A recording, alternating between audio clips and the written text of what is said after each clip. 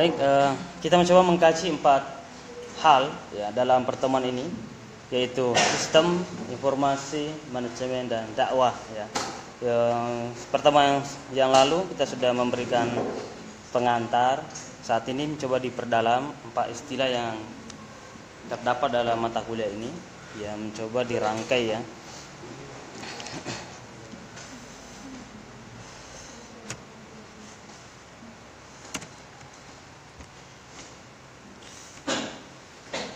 Nah, ini ada penjelasan mengenai sistem. Ya, saya pikir semuanya biasa mendengar namanya sistem. Ada namanya sistem pendidikan, gitu kan. Ada sistem perguruan tinggi, macam-macam. Ya. Sistem biasa diartikan sebagai pendekatan, prosedur, dan pendekatan komponen. Ya. Itu bisa. Oke. Manusia hidup penuh dengan sistem, bahkan kumpulan dari sistem-sistem. Jadi diri Anda sebagai manusia itu memiliki sistem. Bahkan dari pencernaan saja, pernapasan, peredaran darah ada sistemnya. Jadi kumpulan-kumpulan, apalagi seseorang itu. Nah, begitu juga dalam informasi atau dalam perguruan tinggi, perekonomian, transportasi, sistem politik, itu memiliki semuanya sistem atau komponen-komponen yang saling berhubungan. Nah, demikian juga dengan sistem informasi gitu ya. Oke.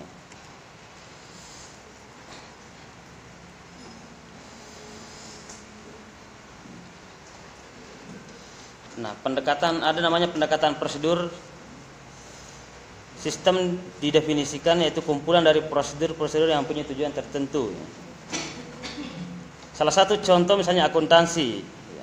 Itu kumpulan dari prosedur-prosedur penerimaan kas, pengeluaran kas, penjualan, pembelian buku besar dan macam-macamnya, maka disebut sebagai akuntansi. Ya. Itu namanya sistem yang saling membentuk. Ya.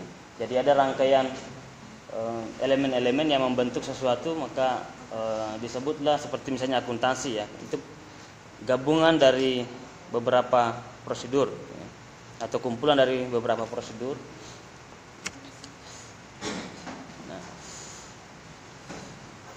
Nah, begitu juga misalnya dalam sistem komputer yang didefinisikan sebagai kumpulan dari perangkat keras dan perangkat lunak, maka disebutlah sebagai sistem komputer.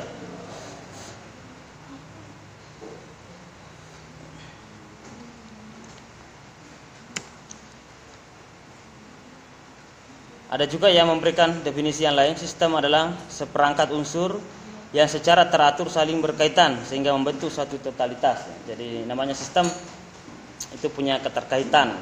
Seperti misalnya sistem perguruan tinggi. Di dalamnya kan ada mahasiswa, ada dosen, ya, ada dekan, itu namanya komponen-komponen yang saling berhubungan, berkaitan, maka menjadilah suatu sistem.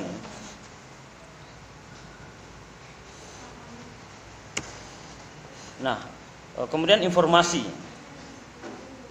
Oke. Jadi mencoba dikaji per item. Dalam Kamus Besar Bahasa Indonesia, informasi disebut sebagai penerangan, pemberitahuan, kabar atau berita tentang sesuatu. Itu disebut sebagai informasi. Ya.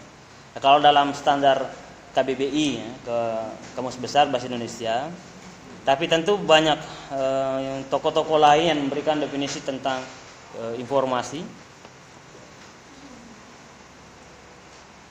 Ada juga yang memberikan pengertian informasi adalah sekumpulan data atau fakta yang telah diolah menjadi bentuk yang lebih berguna dan lebih berarti bagi penerima informasi. Nah, disinilah kegunaannya nanti manajemen dan sistem itu, karena dia akan mengolah suatu data menjadi informasi yang lebih bermanfaat.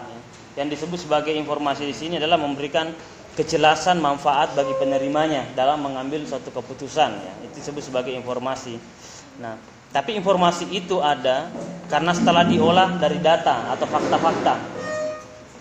Jadi misalnya ada orang yang kecelakaan, kemudian jatuh misalnya dari motor, kemudian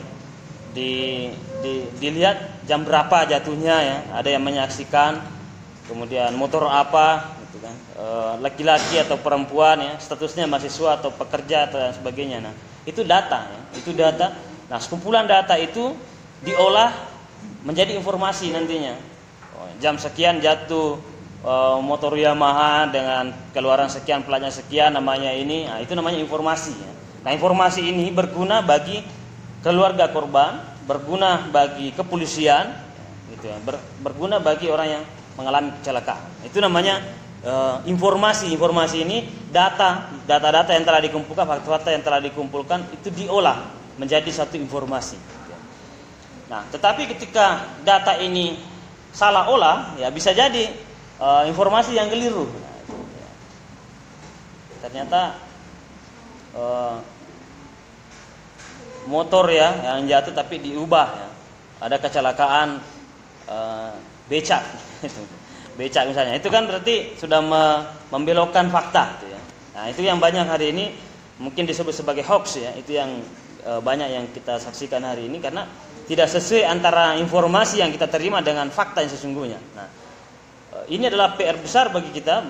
Kita sangat dikepung oleh informasi ya. Jadi saat ini selain disebut sebagai era postmodernisme, ada yang mengatakan era milenial, ada yang mengatakan ini adalah era informasi ya. Itu masing-masing punya alasan tersendiri. Disebut juga sebagai era informasi karena arus informasi yang masuk kepada kita itu sangat melimpah ruah sehingga kita bingung yang mana sebenarnya benar, yang mana tidak benar itu ya. Anggaplah misalnya berita Verdi Sambo itu kan beberapa hari yang lalu sudah tersebar, ada yang sudah membuat video bahwa sudah mati misalnya, sudah bahkan berbau busuk misalnya di kuburannya. Itu macam-macam orang buat informasi. Tapi kan faktanya apakah benar sudah dihukum mati atau belum? Nyatanya kan belum. Nah, itu kan namanya hoax ya. Tapi itu namanya juga informasi, tapi tidak sesuai dengan data yang ada. Nah, begitu juga nanti masuk ke dakwah ya, karena sistem informasi manajemen dakwah, maka fakta-fakta dalam perjalanan Rasulullah misalnya itu diolah menjadi satu informasi yang menarik. Ya. Kajian-kajian seperti ini itu bisa menjelaskan atau menemukan yang mana sebenarnya informasi sejarah yang janggal, yang mana sebenarnya informasi yang valid gitu. Nah, oke. Itu nanti membuat tantangan bagi kita sebagai jurusan manajemen dakwah, bagaimana memberikan satu fakta-fakta dalam Islam dirangkai menjadi informasi yang akurat gitu. Jadi tidak mengada-ada, tidak hanya menyampaikan sesuatu yang apa kita terima ya, meskipun kita sangat mengagumi seseorang, kita sangat menghormati ilmunya satu sosok, tidak bisa sebagai seorang sarjana, sebagai seorang calon-calon sarjana, calon cendekia, tidak boleh hanya langsung menerima apa adanya, tapi harus mengolah, ya, memikirkan ulang, ya. Ada ratingnya, kita pikirkan ulang, kita mengolah, kita juga melaksanakan penelitian tersendiri. Ya. Apakah benar yang kita terima itu sudah benar?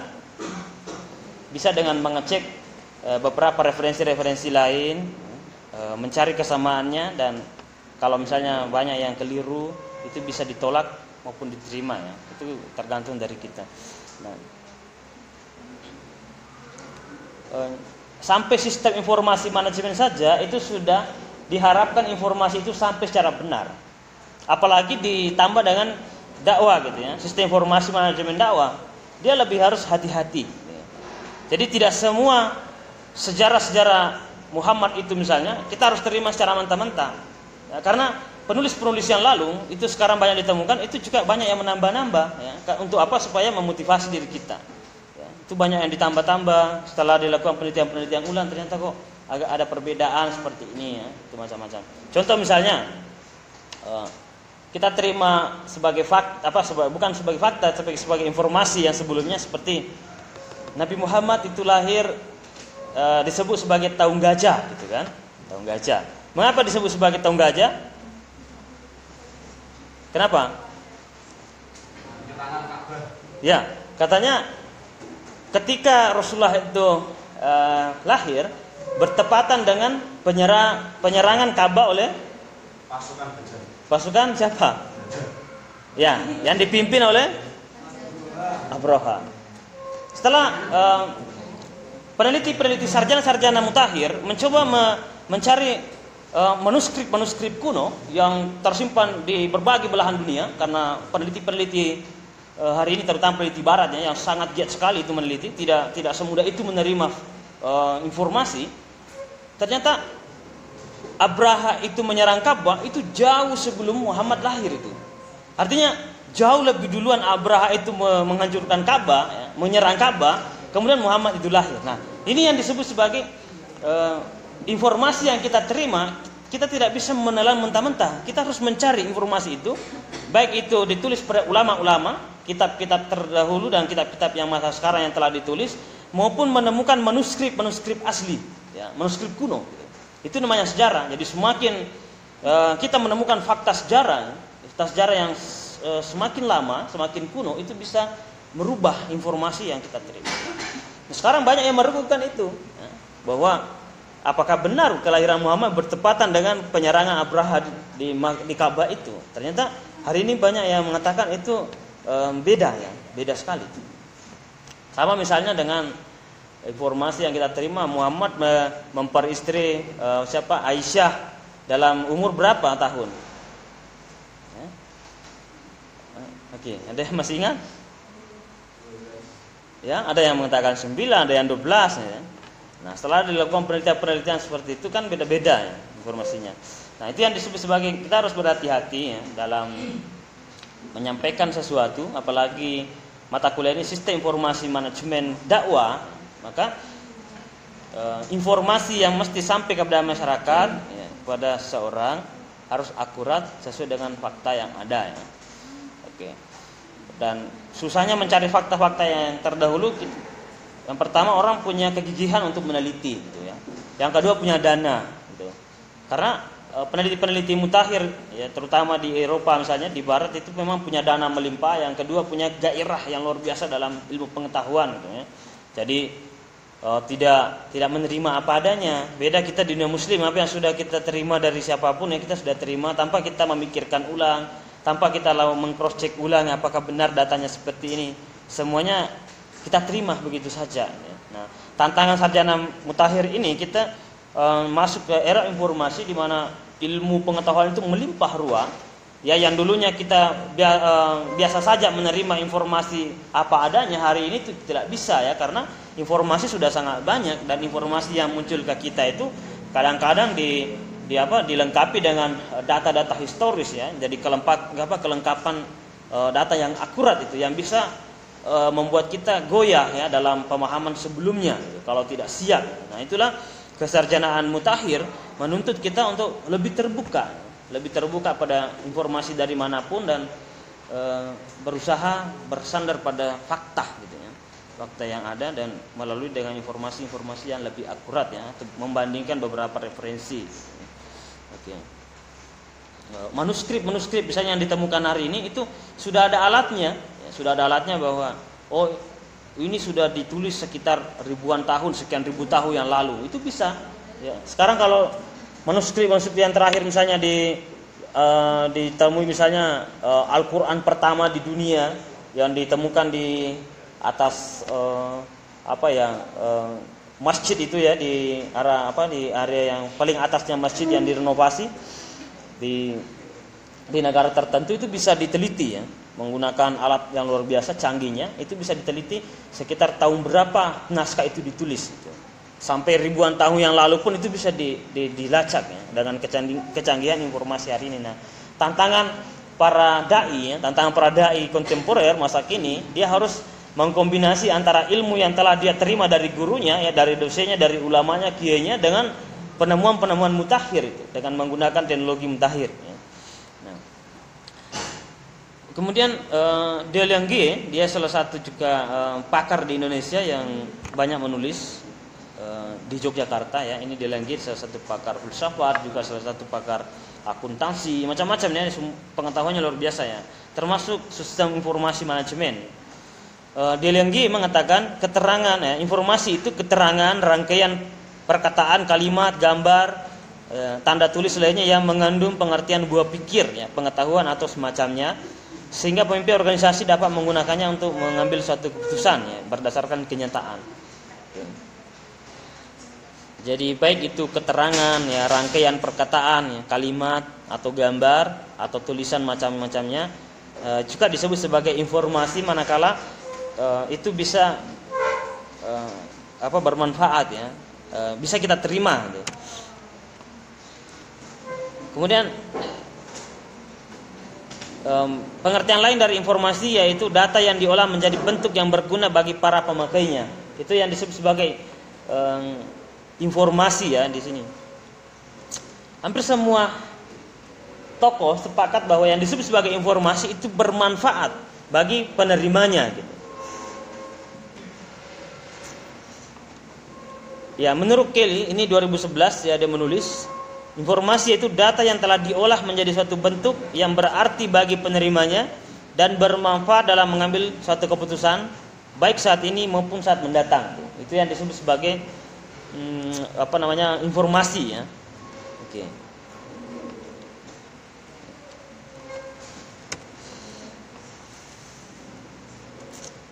Ya, itu tadi sistem informasi. Nah, sekarang kita masuk ke manajemen. Saya pikir manajemen ini sudah sering didengar ya, sudah banyak diserap itu, dan banyak sekali. Ini hanyalah salah satu ya pengertian-pengertian atau penjelasan mengenai manajemen. Suatu proses yang dilakukan untuk mencapai tujuan yang diinginkan. Jadi itu salah satunya. Ada yang memberikan pengertian yang lain seperti mempunyai arti pimpinan, direksi dalam mengurus dan memerintah, memimpin, juga diartikan sebagai pengurusan ya. Ada juga yang mengatakan itu manajemen yang dimaksud di situ adalah manajemen informasi, yaitu pengelolaan sumber daya informasi yang berguna dan dapat dimanfaatkan oleh suatu lingkungan organisasi. Dan pelaksana dari manajemen informasi itu yaitu pihak manajemen. Dari pihak manajemen itulah yang merangkai data, yang merangkai fakta, kemudian lahirlah satu informasi. Nah, tentu bagian keempat yaitu dakwah. Ya, kita sudah pahami bahwa dakwah upaya mengajak, menyeru, ya, memanggil permohonan dan permintaan macam-macam. Istilah lain dari dakwah biasa kita dengar tabligh, ya, amar ma'ruf nahi munkar, mau'izah hasanah, tarbiyah, taklim, khutbah dan macam-macamnya. Oke. Baik itu lisan maupun tulisan ya, itu dakwah dalam skala luas.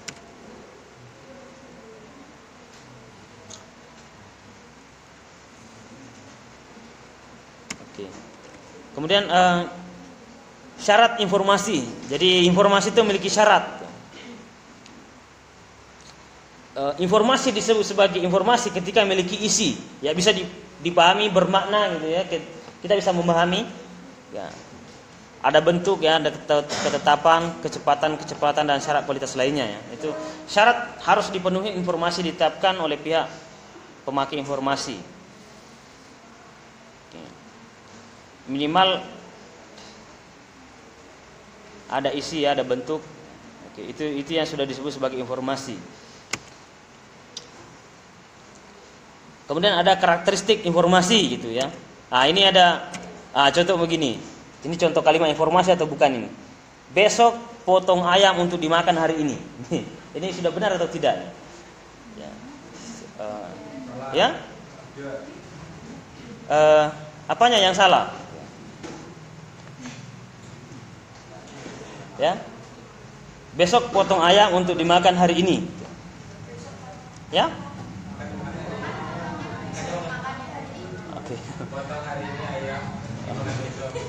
Mestinya kan potong hari ini ya untuk dimakan besok. Nah, ini tidak, ini besok potong ayam untuk dimakan hari ini. Ya.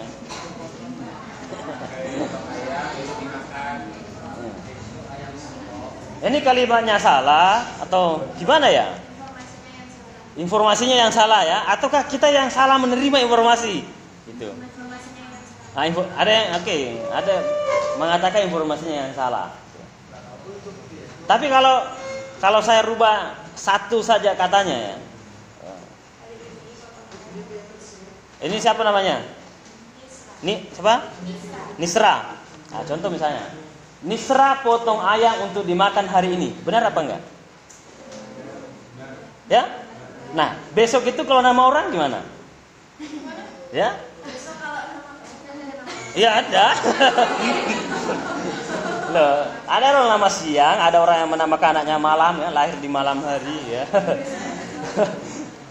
Nah, kalau nama orang ya itu bisa benar ya. Besok potong ayam untuk dimakan hari ini gitu. Ya. Oke. Jadi ini kita kayak mungkin kita yang salah menerima informasi atau informasi yang keliru gitu kan. Oke. Itu ya, yang memahami itu adalah orang yang apa ya? Yang memahami itu adalah orang yang memahami kultur itu ya. Mungkin ada di suatu tempat ada memang namanya besok ya. Itu bisa oh iya, besok. Tapi orang yang tidak pernah mendengar nama itu kan, nah dikira itu adalah menggunakan waktu gitu ya. Dikira besok itu adalah waktu. Oke. Nah,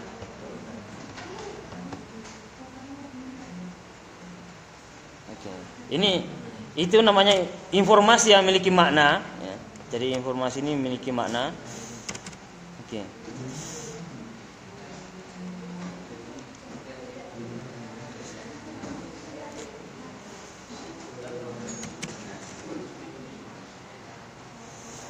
Oke. Biasanya ada waktu ya. Nah, ini kepadatan informasi, karakteristik informasi, ada kepadatan informasi, luas informasi ya. Ada waktu informasi, schedule, sumber informasi gitu ya. Ada sumber informasi. Jadi kita harus memahami ya. Oke. Nah, sekarang sistem informasi manajemen ya. Ini mencoba dirangkai. Sistem informasi yang selain melakukan semua pengolahan transaksi yang perlu untuk sebuah organisasi, juga memberi dukungan informasi dan pengelolaan untuk fungsi manajemen dan pengambilan keputusan ya. Itu salah satu kegunaan sistem informasi. Jadi salah satu kegunaan sistem informasi dalam satu perusahaan, ya, dalam satu lembaga itu dijadikan sebagai syarat untuk mengambil keputusan ya, atau langkah dalam mengambil suatu keputusan, maka informasi itu harus benar gitu, diolah sedemikian rupa. Oke. Nah, tantangan kita hari ini adalah mencoba menerima informasi yang melimpah ruah itu dengan fakta yang sesungguhnya ya. Kita menggunakan fakta-fakta hari ini dan harus rajin-rajin mengecek satu fakta ya dan membandingkan informasi-informasi lain. Jadi sebagai seorang mahasiswa jangan menerima informasi dari satu pihak saja. Ketika menerima satu informasi, kita bisa mengecek ke sumber lain. Ya. Kalau sudah 2, 3, 4 semuanya sama, mungkin tidak apa-apa kita mencoba menerima. Tapi kalau hanya satu fakta, hanya satu informasi saja sumbernya langsung kita sebar, kita adalah penyebar hoax ya, kita penyebar kesalahan gitu ya. Jadi kita berhati-hati.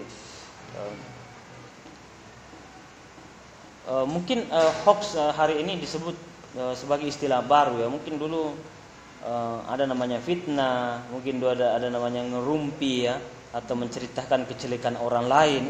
Itu sebenarnya hoax itu. Ghibah ya, kalau dalam istilah Islamnya itu ghibah, menceritakan kejelekan orang lain yang kira-kira ketika dia mendengar dia tidak senang itu. Meskipun itu fakta ya. Jadi Anda menceritakan kejelekan teman Anda itu sebenarnya fakta, tapi ketika dia mendengar itu dia merasa malu gitu dan merasa tidak senang, maka itu disebut sebagai ghibah dalam Islam. Itu dilarang sekali.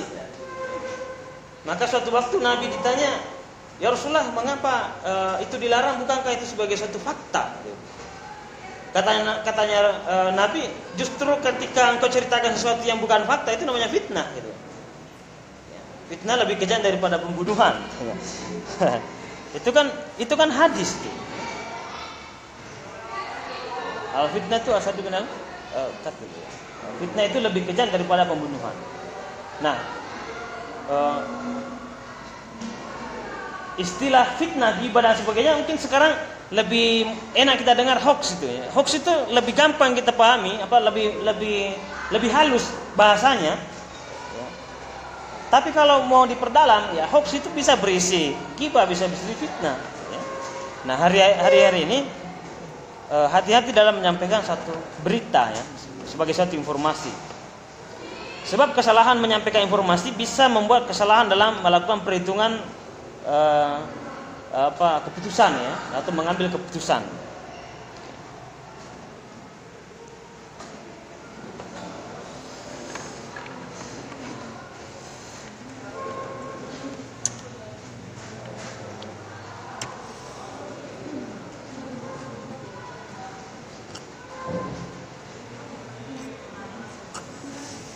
Oke, yang lainnya mengatakan sistem informasi manajemen merupakan sistem informasi yang disusun dengan mempergunakan prosedur yang formal, gitu ya. Memberikan informasi yang akurat dan relevan kepada para manajer, ya. Ini berkaitan dengan perusahaan atau organisasi. Menyampaikan informasi ke ketua bidang, ya, ketua misalnya atau sekretaris, yaitu sebagai anggota atau pengurus. Menyampaikan informasi itu harus benar, itu harus akurat. Kalau tidak benar, maka seorang ketua, seorang pimpinan itu bisa salah dalam mengambil keputusan. Jadi sebagai seorang anggota atau pengurus harus berhati-hati dalam menyampaikan satu informasi.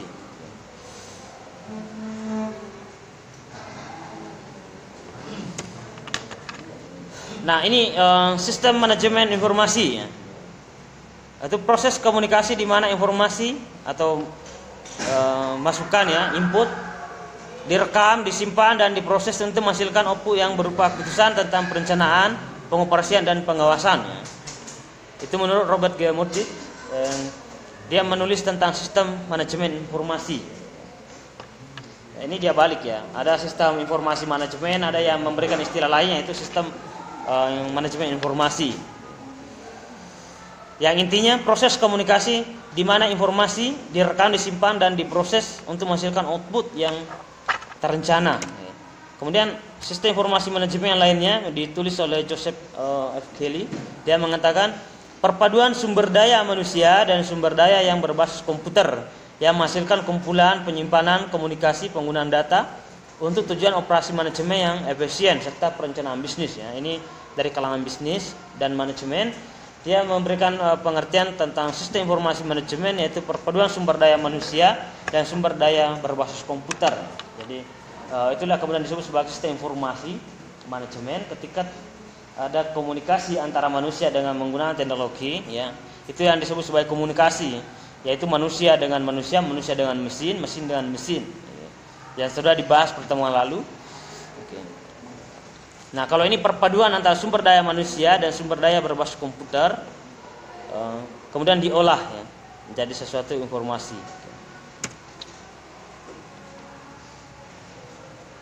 Nah, tokoh yang lain yang menulis tentang sistem informasi manajemen, yaitu Sotojo Muldiharjo. Dia mengatakan sistem informasi manajemen yaitu metode untuk menghasilkan informasi yang tepat waktu bagi manajemen tentang lingkungan, ya, lingkungan luar organisasi dan kegiatan operasi dalam organisasi itu sendiri yang menunjang dalam pengambilan suatu keputusan.